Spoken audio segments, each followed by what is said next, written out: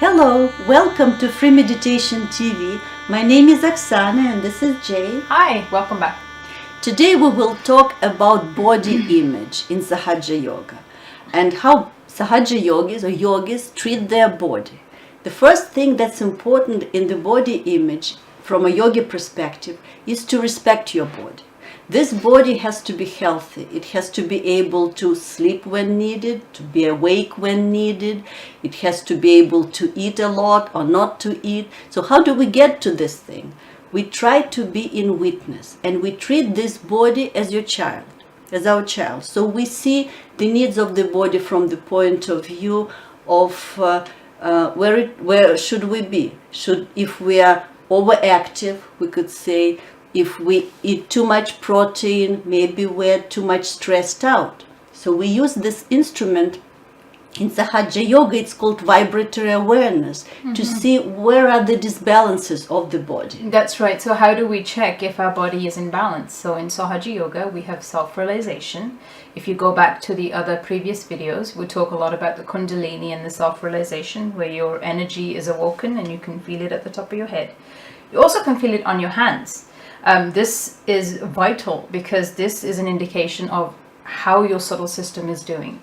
So if you're feeling heavy on any particular hand, or if you're feeling individual chakras, which each finger is linked to each chakra, you can diagnose and you can fix how your body is doing. In Sahaja Yoga, the body image is not what's on the scale of your weight. It's how good it is, in a sense of how your subtle system, how your plexuses work, whether it's healthy, whether it's able to resist stress. Also with the help with these vibrations, we could see what are the deficiency of this body. Yeah, so the left side, if you're feeling heavy on the left side, you know that there is something, or even heat or tingling, something not quite right on the left side. So you know how to correct that. There's, again, you can go back to previous episodes and check methods on simple methods and how to fix that imbalance. Left-sided is more on, you want to sleep more, you feel tired, you want to eat a lot sweets, of chocolates, kind of maybe thing. Because when we are on the left side, when we are on our emotional side, what we all would like to eat more carbs and more sweets. But what we need from vibrational point of view at that time to fight this left side problems, we need more proteins. Protein, yeah.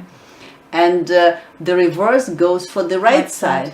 If we like to run a lot and work out, or if we're just could be very fussy or very stressed out, we eat proteins, but at that time we actually need carbs to balance. Yeah.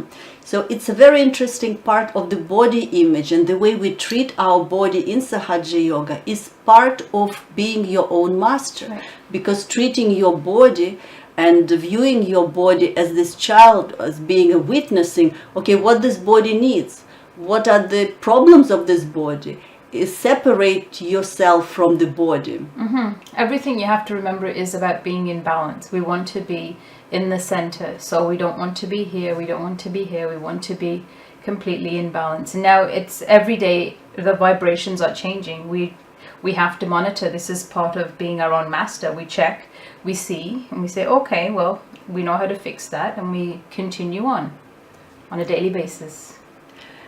Usually in our lives, we sometimes just scan the needs of the body. So you wake up and you think, okay, what do I want?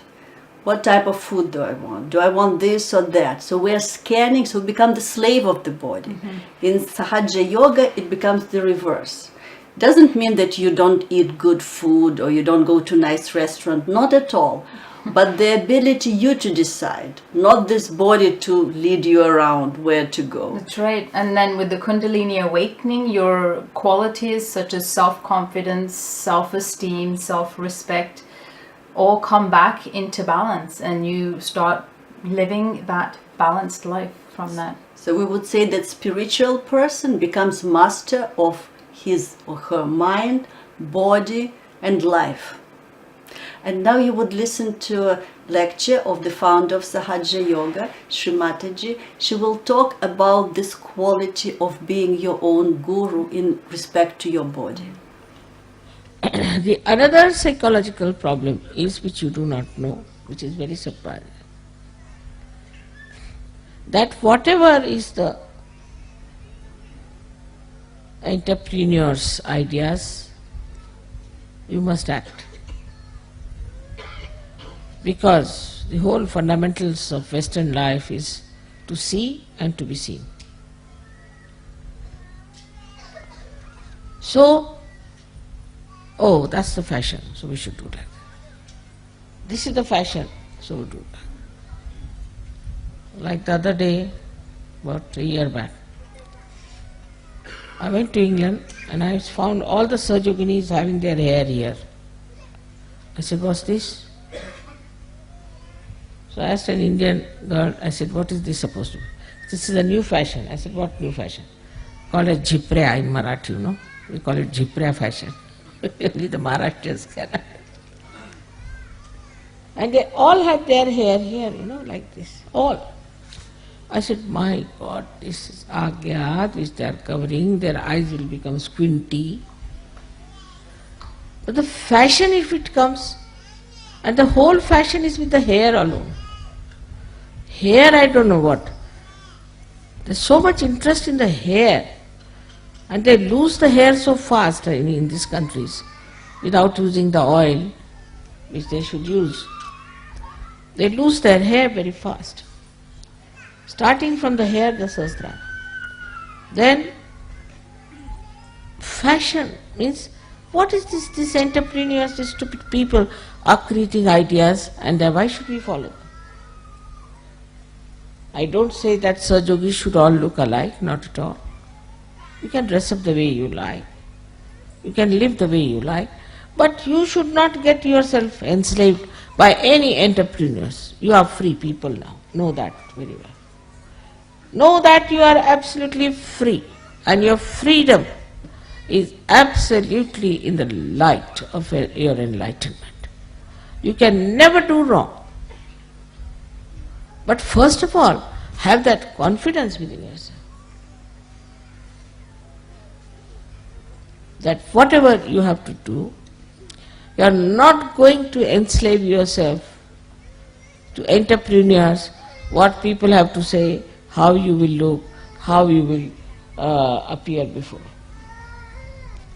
This is a very important point, that half of the time we are laboring just to look like many others. It's very surprising how these entrepreneurs have befooled the Western people. In India it won't work. Won't work. Especially the Indian women. This in between came a mini sari. Came up to Bombay for about 4 or 5 days, I think disappeared. No Indian woman would wear a mini sari, finished. Nothing doing. Any sort of fashion now comes in India, doesn't stay. Because whatever clothes we have now in India is traditionally has been there, has been tested, and error and trial and error and trial, and we know now this is the best, now stop it. At certain age, you stop. This is the style that suits us the best. But anything goes on, the styles go on changing. And this is what you have to be very careful to see, that you do not take to stupid things which are being created by entrepreneurs, but to sensible things which are required for. So one of the enslavement I feel is that you have to play into the hands of entrepreneurs. But the slavery is very deep and is so psychological. In so many ways it is extremely hidden and so subtle that you cannot make it out. So in the introspection you find out what's gone wrong with you, how you are made this way, what's wrong in my own personality. It has come from all the surroundings and the way people have been putting ideas into my head. You should have your own ideas. You shouldn't worry what Plato said and what Socrates said and what this thing said. What do you think? After all, you are enlightened people. But then there is another psychological thing which is even the worst. And that, mother, if we are very sure, then we are putting up our ego. They are so much afraid of their ego that as if after some time they'll take off. The ego will bloat so much that will take off. This is another fear people have, that if we assert, all right, this is what I want, this is the right thing to do, then I'll get off, so I don't want to say such a thing. I have an ego. So with Sahaja Yoga also certain fears have crawled in. One of them is that, mother, I should not have any ego.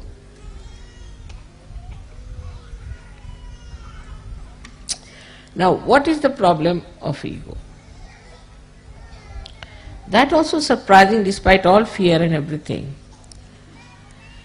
As a reaction to it, people have developed a kind of a protesting character.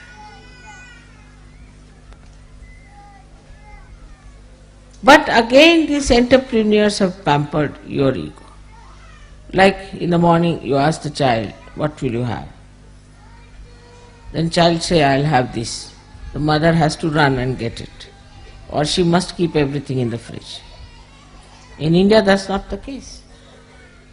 Whatever is cooked in the house you better have.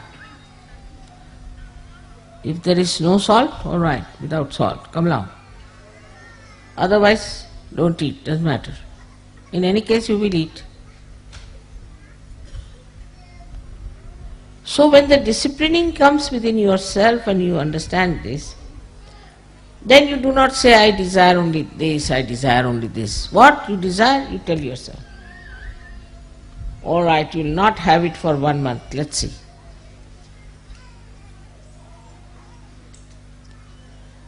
Once I must tell you about myself that little bit comfort grew upon me sometimes, I think. So we had a transfer, and my family was not with me at that time. We had only one small little bed where my husband slept, and I slept just on the bare cement in the. And next day I started getting the pain in the body. I said, all right. I slept on the cement for 1 month. On the cement you get pain, all right, sleep now. 1 month I said, I'm going to sleep on the cement. Then cement lost its power on me. Then might be the cement might be feeling the pain. Welcome back. So now at this point during our segment we will meditate. So let's keep our hands open, palms up. Try and keep our attention at the top of our head, and let's meditate.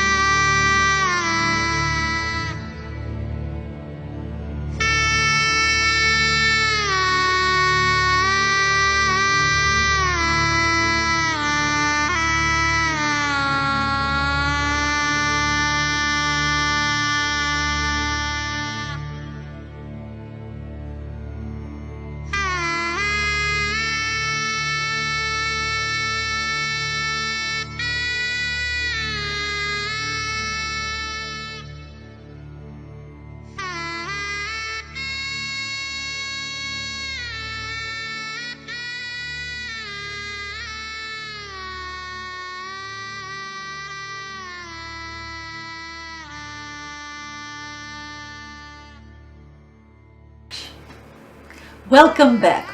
We got a few questions from you, so we'll read it and try to answer. So the first question is, how self-esteem is linked with body image? So self-esteem is actually linked with body image in Sahaja Yoga, that is. Self-esteem is this chakra on this side, the quality of this chakra. This is your left Vishuddhi. When you're feeling heaviness or tingling on this chakra, this means that this chakra is not doing too great. Once this is fixed through meditation and other methods that we've mentioned previously, you start building that self-respect, self-esteem for yourself. And what does that mean? It means that you don't really focus too much on outside. You'll start to look inside. You're more focused on your spirit as opposed to what your body looks like. Now, you might have some problems, but the focus has gone from outside and what people may think of you to looking inside and respecting yourself. That's an excellent point.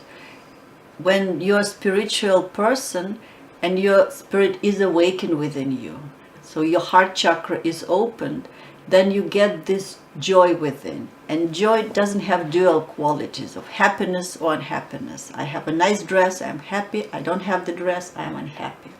I like myself, I'm happy, or somebody doesn't like me, I'm unhappy. Because it's all reaction to the outside. And many of us, we think about body when somebody tells us. Somebody tells us, you have a nice hand, or you have a not nice hand. So we said, okay, I have that. But if you are connected to your spirit, this joy nobody could take from you. It does not depend on the type of body, your eyes, your nose, your hair you have. It's inside. Mm-hmm. Another question we have, how can I be more self-confident with my body image? So self-confidence is a quality and security that is part of our soul system. Once we start meditating regularly and pushing out some of the blockages and obstructions in our solar system, which again we can feel on our hands, we become more balanced, and these issues, self-confidence, security, start building up within us. So when we continually meditate on a regular basis, we start feeling these qualities. And I want to add to that this energy kundalini that we talk about, this energy gives us this confidence, it gives us security, it gives us this joy within, that we don't react too much on the outside. We have that all inside. And that's it's all naturally, it's built within. So we don't have any questions for today, any more questions, so we'll see you next time. Thank you very much. Don't forget to like us on Facebook, subscribe to our YouTube channel, follow us on Twitter, and if you have any questions whatsoever or suggestions, please send us an email. We'll be more than happy to get back to you.